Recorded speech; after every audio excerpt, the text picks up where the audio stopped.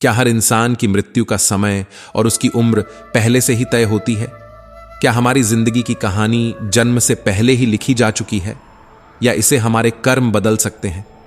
गरुड़ पुराण में आत्मा, जन्म, मृत्यु और भाग्य से जुड़े कई रहस्य बताए गए हैं। क्या आत्मा के पुराने कर्म और अधूरी इच्छाएं हमारी उम्र पर असर डालती है? अगर किसी की अकाल मृत्यु होती है तो क्या वह भूत प्रेत बनकर भटकता है? आइए इन गहरे सवालों का जवाब खोजते हैं। स्वागत है आपका आपके चैनल सपीरतुआल सनातन संस्कृति। एक बार की बात है, भगवान विष्णु अपने दिव्य वाहन गरुड़ पर सवार होकर भगवान शिव से मिलने कैलाश पर्वत पहुंचे। पर्वत की रहस्यमयी शांति और बर्फ से ढके गगनचुंबी शिखर अद्भुत सौंदर्य से भरे थे। भगवान विष्णु ने गुफा के भीतर प्रवेश किया और गरुड़ को बाहर इंतजार करने को कहा। गरुड़ ने अपने पंखों को फैलाया, गहरी सांस ली और उस दिव्य वातावरण को निहारा। तभी उनकी दृष्टि एक छोटी लेकिन अत्यंत सुंदर चिड़िया पर पड़ी। वह चिड़िया इतनी कोमल और मासूम थी कि गरुड़ उसकी ओर आकर्षित हो गए। वह अपने पंख समेटे एक पत्थर पर बैठी थी, मानो जीवन की चिंताओं से अनभिज्ञ हो। गरुड़ उसकी मासूमियत को देखकर मुस्कुराए, पर तभी माहौल अचानक भारी होने लगा। मृत्यु के देवता यमराज उसी क्षण कैलाश पहुंचे। गरुड़ की तीक्ष्ण आंखों ने देखा कि यमराज का गंभीर और आश्चर्यचकित चेहरा उस चिड़िया पर टिका था। यह देखकर गरुड़ का मन बेचैन हो उठा। उन्होंने तुरंत भांप लिया कि मृत्यु की छाया उस मासूम पर पड़ चुकी है। यमराज शायद उसे यमलोक ले जाने के लिए ही यहां आए हैं। गरुड़ के भीतर करुणा जाग उठी। इतनी छोटी और सुंदर चिड़िया कैसे इस क्रूर अंत की हकदार हो सकती है? वे इसे किसी भी कीमत पर बचाना चाहते थे। गरुड़ ने बिना देर किए चिड़िया को अपने मजबूत पंजों में उठाया और आसमान को चीरते हुए हजारों कोस दूर एक घने और निर्जन जंगल में ले गए। वहां उन्होंने उसे एक ऊंची चट्टान पर सावधानी से रख दिया, यह सोचकर कि यहां वह सुरक्षित रहेगी। फिर वे तेजी से कैलाश लौट आए, इस विश्वास में कि उन्होंने चिड़िया को मृत्यु के क्रूर पंजों से बचा लिया है। कुछ समय बाद यमराज गुफा से बाहर आए। गरुड़ ने अधीर होकर पूछा, हे यमराज, आप उस छोटी चिड़िया को इतनी आश्चर्य भरी दृष्टि से क्यों देख रहे थे? क्या उसकी मृत्यु लिखी जा चुकी है? यमराज ने गहरे रहस्य से भरे स्वर में कहा, गरुड़, जब मैंने उस चिड़िया को यहां देखा तो मैं आश्चर्यचकित हो गया था। उसकी मृत्यु हजारों कोस दूर एक ऊंची चट्टान पर लिखी थी और मैं सोच रहा था वह इतनी जल्दी वहां कैसे पहुंचेगी। लेकिन अब मुझे समझ में आया कि यह कैसे हुआ। तुम ही ने उसे वहां पहुंचाया और वही उसका अंत था। गरुड़ स्तब्ध रह गए। उनके भीतर भय और निराशा का तूफान उमड़ने लगा। उन्होंने जिसे बचाने की कोशिश की थी वह खुद उसके अंत का माध्यम बन गए थे। इस सत्य ने उन्हें झकझोर कर रख दिया। गरुड़ ने उस दिन समझा कि मृत्यु से बचा पाना किसी के भी बस में नहीं, चाहे वह कितना भी शक्तिशाली क्यों न हो। विधि का विधान अवश्य पूर्ण होता है और कोई भी प्राणी इससे बच नहीं सकता।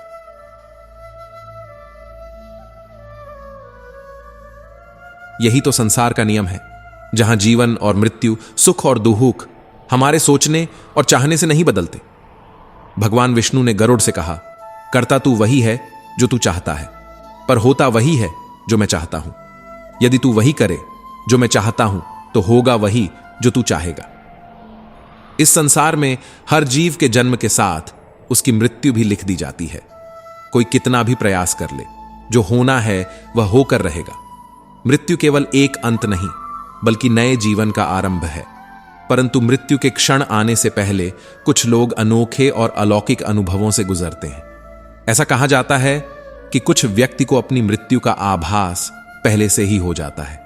ये अनुभव इतने गहन और रहस्यमयी होते हैं कि मनुष्य की आत्मा को एक पल में समय और स्थान की सीमाओं से परे पहुंचा देते हैं। कुछ लोगों की अकाल मृत्यु हो जाती है, यानी उनके जीवन का सफर अधूरा रह जाता है। उनका अंत समय से पहले आ जाता है, जैसे किसी दुर्घटना में मृत्यु या अचानक किसी बीमारी से जीवन का अंत। ऐसी आत्माएं भटकती हैं, अधूरी इच्छाओं से बंधी रहती हैं, क्योंकि वे मोक्ष की शांति को प्राप्त नहीं कर पाती। भगवान श्री राम और श्री कृष्ण ने भी हमें यह सिखाया कि विधि का विधान अटल है। श्री राम को 14 वर्षों का वनवास मिला, एक कठिन परीक्षा, लेकिन उन्होंने इसे धैर्य और गरिमा से स्वीकार किया। उन्होंने अपने पिता दशरथ के वचन का मान रखा, भले ही इसका अर्थ अपने राजमहल को छोड़ना और जंगलों में कष्ट झेलना था। श्री कृष्ण ने कुरुक्षेत्र के युद्ध में अर्जुन को समझाया कि हमें फल की चिंता छोड़कर केवल अपने कर्तव्य पर ध्यान देना चाहिए। गीता में श्री कृष्ण ने कहा, जो हुआ वह अच्छा हुआ, जो हो रहा है वह अच्छा हो रहा है, और जो होगा वह भी अच्छा ही होगा। यह सत्य हमें सिखाता है कि हर परिस्थिति को स्वीकार करना ही जीवन का सार है। हम सब इस संसार में केवल यात्रियों की तरह आए हैं। जीवन एक रहस्यमयी यात्रा है जिसका अंत निश्चित है, चाहे हम उसे जाने या न जाने। मृत्यु का अनुभव एक ऐसे दरवाजे की तरह है जो हमें एक नई यात्रा पर ले जाता है। श्री कृष्ण कहते हैं, आत्मा कभी नष्ट नहीं होती, यह केवल पुराना शरीर त्याग कर नया शरीर धारण करती है। जैसे मनुष्य पुराने वस्त्रों को त्याग कर नए वस्त्र पहनता है। इसलिए मृत्यु से भयभीत होना व्यर्थ है। जो अटल है उसे स्वीकार करना ही सबसे बड़ी समझ है। जीवन में धैर्य और कर्म का पालन करना हमारा कर्तव्य है, और बाकी सब ईश्वर के हाथ में छोड़ देना ही सच्चा धर्म है। भगवान श्री कृष्ण कहते हैं कि यह संसार एक विशाल रंगमंच है जहां सभी को अपना अपना कर्तव्य निभाना होता है। जब हम इस रंगमंच की वस्तुओं को अपना समझ लेते हैं, तभी मन में अशांति का जन्म होता है। जो लोग इस माया, लोभ और अहंकार का त्याग कर देते हैं, वही सच्ची शांति का अनुभव करते हैं। इसलिए श्री कृष्ण का संदेश गूंजता है, तुम्हारा क्या गया जो तुम रोते हो? कल्पना कीजिए, आप एक रात स्वप्न में खोए हुए हैं जहां सब कुछ आपका है, घर, परिवार, धन। लेकिन जैसे ही नींद टूटती है, सब कुछ हवा में विलीन हो जाता है। तब आपको एहसास होता है कि आपने कुछ भी खोया नहीं, क्योंकि यह सब पहले से आपका नहीं था। क्या लेकर आए थे जो खो गया? श्री कृष्ण पूछते हैं। यह संसार एक मृग तृष्णा है जहां हम अपने अस्तित्व को खोजते हैं, लेकिन प्राप्त कुछ नहीं होता। जो लिया यहां से लिया, और जो दिया यहीं छोड़कर चले जाओगे। फिर यह मैं और मेरा कैसा? मनुष्य के भीतर एक भ्रम पैदा होता है, एक अंधकार जो उसे सब कुछ अपना समझने के लिए प्रेरित करता है। वह सोचता है कि वह इस संसार को अपने अनुसार चला सकता है, लोगों को अपने अनुसार बदल सकता है। लेकिन वह यह भूल जाता है कि किसी का स्वभाव, कोई रूप, किसी की पहचान कुछ भी स्थिर नहीं है। जो आज तुम्हारा है वह कल किसी और का था, और परसों किसी और का होगा। यह भाव जो सुख देता है वही एक दिन दुख में बदल जाता है। श्री कृष्ण का यह संदेश मनुष्य के हृदय में गूंजता है, सब कुछ भगवान का है, हम केवल एक साधारण पात्र हैं जो उनकी इच्छा पूरी कर रहे हैं। जब हम इस सत्य को स्वीकार कर लेते हैं, तब जीवन में हर अनुभव, चाहे सुख हो या दुख, एक प्रसाद के समान हो जाता है। और फिर जैसे ही यह सत्य हृदय में उतरता है, मानो संसार का सारा शोर थम जाता है। शांति जो कभी दूर दिखाई देती थी, अब नजदीक लगती है, लेकिन मनुष्य का स्वभाव उसे लगातार उलझाए रखता है। श्री कृष्ण कहते हैं, तू चिंता मत कर, मेरे शरण में आ जा, मैं तुझे समस्त पापों से मुक्त कर दूंगा। यह शरण क्या है? यह शरण है स्वयं को प्रभु के समर्पण में लाना, पूर्ण निस्वार्थता के साथ। जब मनुष्य अपनी इच्छाओं और आकांक्षाओं का त्याग कर देता है, तभी वह शांति और संतुलन का अनुभव करता है। संसार का नियम है कि सुख और दुख का आना जाना अनिवार्य है, लेकिन जो इस समता भाव में स्थित है, जिसने सुख दुख को समान रूप से स्वीकार लिया है, वह इस संसार को जीत लेता है। गीता कहती है, जीवन की प्रत्येक परिस्थिति प्रारब्ध से बंधी है। प्रतिकूल समय आएगा, अनुकूल समय आएगा, लेकिन तुम्हारा कर्तव्य केवल कर्म करना है, निष्काम भाव से।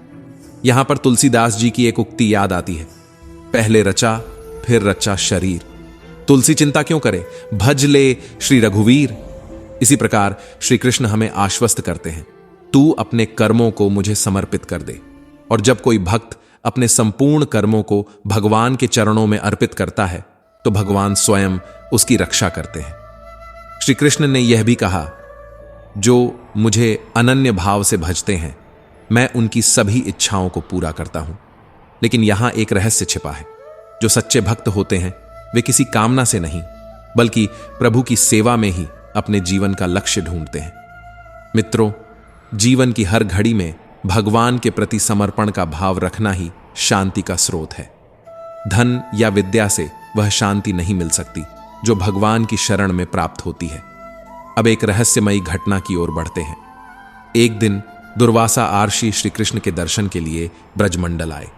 उन्हें यमुना किनारे बालकृष्ण को बालकों के साथ खेलते देखा, धूल में लिपटे निर्दोष हंसी बिखेरते हुए। दुर्वासा सोचने लगे, क्या यह वही परमात्मा है जिनकी महिमा मैं सुनता आया हूं, या यह केवल नंद बाबा का पुत्र है? लेकिन तभी कुछ अद्भुत हुआ। बालकृष्ण हंसते हुए दौड़े और दुर्वासा की गोद में कूद गए। जैसे ही दुर्वासा ने उन्हें उठाया, उन्हें कुछ अजीब लगा, मानो संसार की सारी ध्वनियाएं थम गई हों। अचानक दुर्वासा एक दूसरे आयाम में पहुंच गए, एक विशाल ब्रह्मांड में जहां असंख्य लोग तैर रहे थे। यह केवल शुरुआत थी। तभी दुर्वासा ने खुद को एक अजगर के पेट में पाया। वहां उन्होंने सातों लोकों और पाताल का दर्शन किया। समय की धारा में बहते हुए वे एक अज्ञात लोक में पहुंच गए, जहां एक विशाल प्रलय की शुरुआत हो चुकी थी। यह प्रलय इतना भयानक था कि सारी सृष्टि जल में डूबने लगी। लेकिन दुर्वासा का सफर यहां खत्म नहीं हुआ। वे एक दिव्य शक्ति के खिंचाव से गोलोक पहुंचे। वहां बिरजा नदी के पार उन्होंने गोवर्धन और वृंदावन के दिव्य रूपों का दर्शन किया। जब दुर्वासा ने अंततः भगवान श्री कृष्ण का गोलोक में साक्षात्कार किया, वे हतप्रभ रह गए। उनके समक्ष भगवान श्री कृष्ण अपने अद्भुत रूप में विराजमान थे, करोड़ों सूर्य के समान चमकते हुए। चारों ओर ग्वालबाल, गोपियां और अलौकिक प्रकाश था। श्री कृष्ण हंसते हुए दुर्वासा को देख रहे थे। उस क्षण में दुर्वासा को यह सत्य समझ में आया, यह वही बालक है जिसे उन्होंने यमुना किनारे खेलते देखा था। यही साक्षात परब्रह्म है जिनकी महिमा अनंत है। दुर्वासा आर्षि ने श्री कृष्ण की स्तुति की, जिसे आज हम नंद नंदन स्तोत्र के नाम से जानते हैं। यह स्तोत्र अद्भुत है और जो इसका जाप करता है उसे साक्षात भगवान का दर्शन मिलता है। जीवन की रहस्यमयी यात्रा में भगवान श्री कृष्ण का मार्गदर्शन और उनकी शरण हमें हर कष्ट से मुक्त करती है। कोई भी व्यक्ति बहुत ज्यादा बोलते रहने से कुछ नहीं सीख पाता। समझदार व्यक्ति वही कहलाता है जो धैर्य रखने वाला, क्रोधित न होने वाला और निडर होता है। हर किसी के अंदर अपनी ताकत और अपनी कमजोरी होती है। मछली जंगल में नहीं तैर सकती और शेर पानी में राजा नहीं बन सकता। इसलिए सभी को एक दूसरे की अहमियत समझनी चाहिए। कोई भी व्यक्ति अच्छे परिवार या जाति में जन्म लेने से संत नहीं बन जाता। जिस व्यक्ति में सच्चाई और विवेक होता है वही धन्य है, वही संत है। दर्द हो तो यह आपके हाथ में नहीं है। हां, दुखी होना या नहीं होना आपके हाथ में अवश्य है। स्वास्थ्य सबसे बड़ा उपहार है, संतोष सबसे बड़ी संपत्ति है और वफादारी सबसे अच्छा रिश्ता है। हम अपने विचारों के परिणाम हैं। मन ही सब कुछ है। जो हम सोचते हैं हम वही बन जाते हैं। अगर मार्ग पर चलने के लिए आपको कोई साथी नहीं मिलता तो अकेले ही चलिए। आप खुद अपने प्यार और स्नेह के उतने ही हकदार हैं जितना इस दुनिया में कोई अन्य व्यक्ति है। सभी बुराइयों से दूर रहने के लिए अच्छाई का विकास कीजिए और अपने मन में अच्छे विचार रखिए। एक वफादार और धनी व्यक्ति जहां भी जाता है उसका सम्मान किया जाता है। बीता हुआ समय बीत चुका है, भविष्य अभी दूर है। वर्तमान पल ही वह समय है जिसमें आप जी सकते हैं। बात बात पर गुस्सा करने वाले लोग वही होते हैं जिन्हें खुद से ज्यादा किसी और की फिक्र रहती है। जिंदगी में आप चाहे 10 बार असफल हों या 100 बार, लेकिन कसम खाएं कि अपनी जिंदगी में हार नहीं मानेंगे।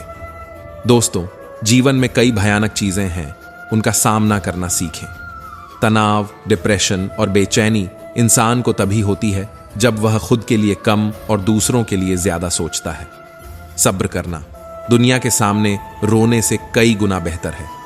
लोग कहते हैं कि दर्द बताने से कम होता है, मगर जिसे भी अपना दर्द बताओगे वही मजे लेता है। सबको अच्छा समझ लेना यही सबसे बुरी आदत है। बुद्धिमान व्यक्ति वही है जो अपने मन को वश में रखता है। कर्म ही जीवन का नियम है। हम जो कर्म करते हैं उसका परिणाम हमें मिलता है। अहिंसा ही सबसे बड़ा धर्म है। हमें हमेशा अहिंसा का पालन करना चाहिए, सर्वधर्म समभाव का पालन करना चाहिए और सभी धर्मों का सम्मान करना चाहिए। ज्ञान ही मानव जीवन का सबसे बड़ा लक्ष्य है। ज्ञान प्राप्त करके ही हम जीवन का सही अर्थ समझ सकते हैं। जो व्यक्ति दूसरों की मदद करता है वह स्वयं की भी मदद करता है।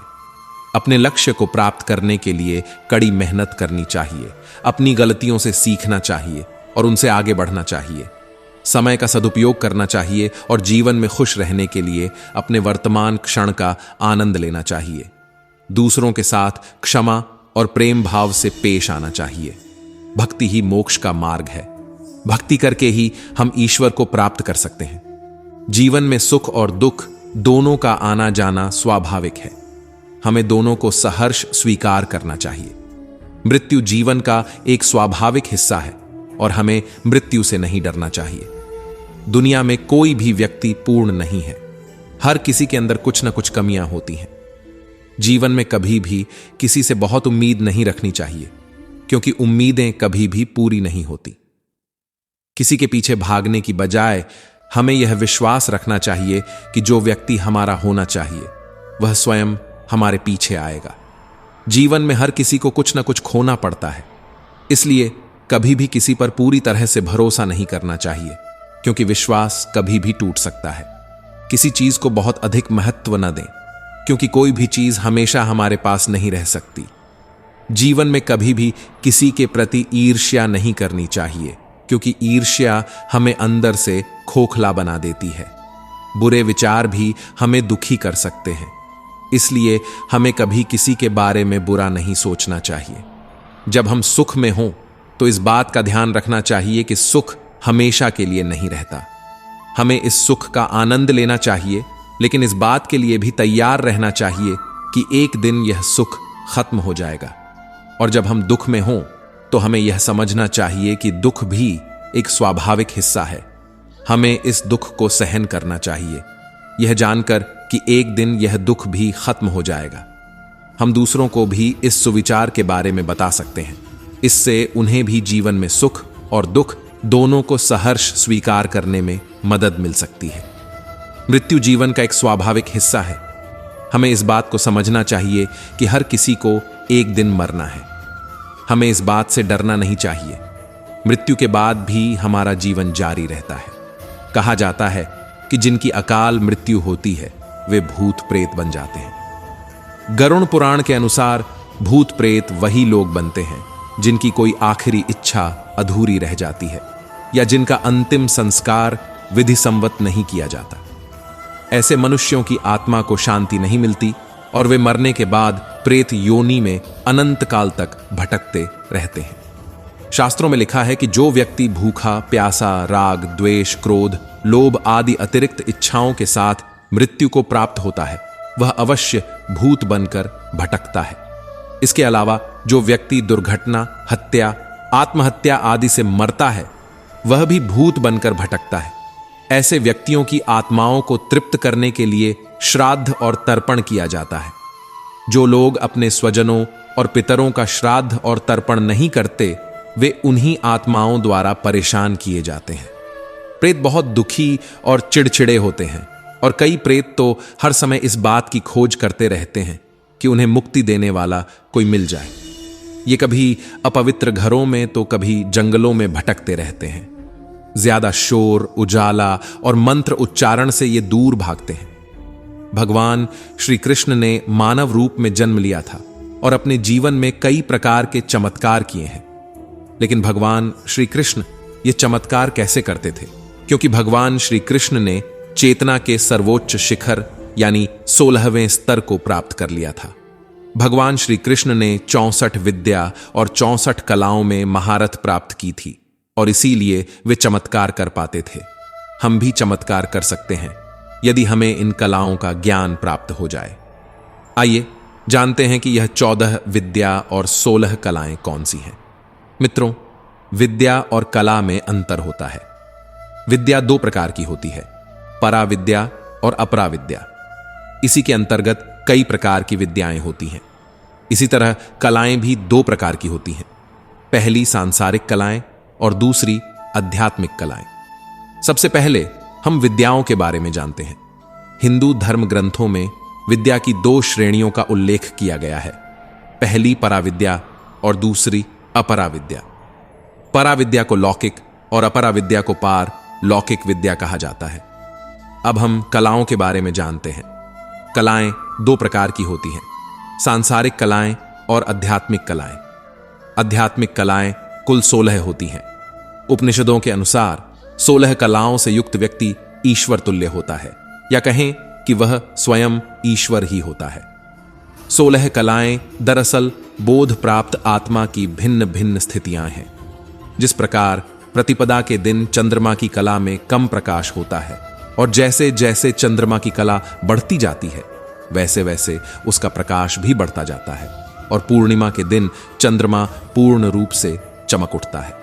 इसी प्रकार आत्मा भी दिव्य और अलौकिक बनती जाती है। आत्मा की कम जागृति को पहली कला कहा जाता है और जब आत्मा अपनी जागृति के चरम पर होती है तो उसे 16वीं कला माना जाता है। 16वीं कला प्राप्त व्यक्ति ईश्वर तुल्य बन जाता है। अब ये 16 कलाएं कौन सी हैं? इसकी जानकारी हमें प्रश्न उपनिषद में महर्षि पीपलाद देते हैं। सबसे पहली कला है नाम। जब आत्मा ने अपने आप को अभिव्यक्त किया और इस जगत और ब्रह्मांड की रचना हुई तो सभी तत्वों और पदार्थों को एक नाम मिला। नाम के साथ रूप और गुण भी जुड़े हुए होते हैं। हम किसी भी व्यक्ति, वस्तु या पदार्थ को नाम, रूप या गुण से पहचानते हैं। यह आत्मा की सबसे पहली जागृति है। दूसरी कला है लोक।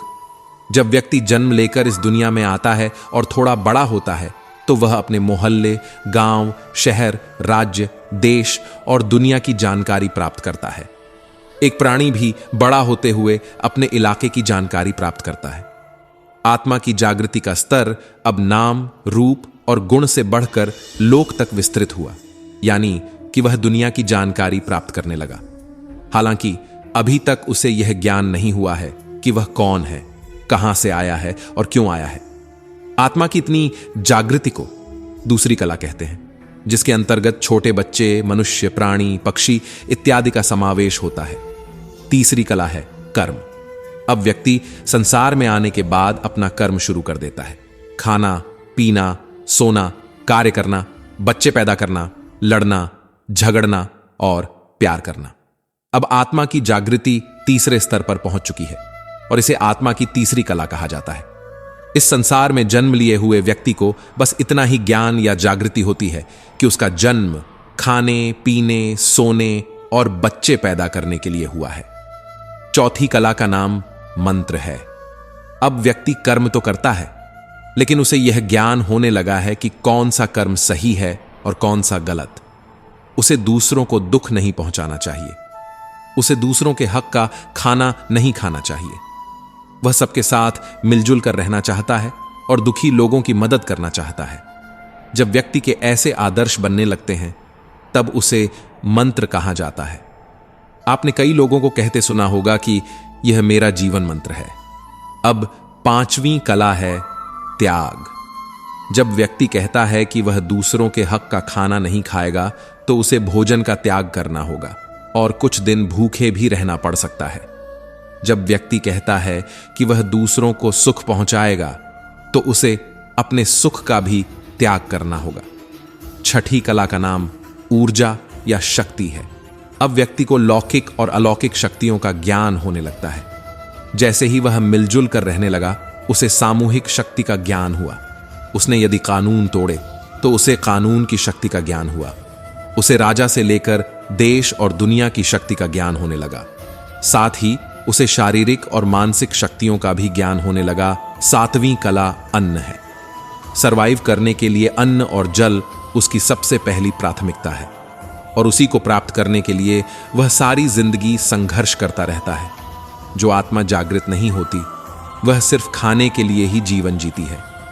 आत्मा की सातवीं कला का नाम मन है। कई साधक और तपस्वी इस सातवीं कला तक पहुंच जाते हैं। यहां पर पहुंचकर उन्हें मन का ज्ञान होने लगता है। उन्हें मन और आत्मा में क्या अंतर है यह दिखाई देने लगता है। उन्हें आत्मा के मनोमय कोश का ज्ञान होने लगता है। आत्मा की आठवीं कला है इंद्रिय।